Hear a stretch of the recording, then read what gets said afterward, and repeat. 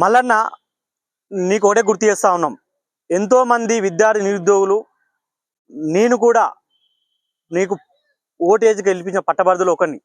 ఈరోజు ఈ సామాజిక విధానాలు అన్నీ కూడా ఒకప్పుడు బాగానే ఉండే, కానీ ఈరోజు తప్పుదో పడి ఎవరు మాయలో ఉండి ఈరోజు దళిత మాదిగ వర్గానికి చెందినటువంటి ప్రొఫెసర్ కుమార్ గారిని మీరు ఉస్మానియా యూనివర్సిటీకి వచ్చి అవమానించారు.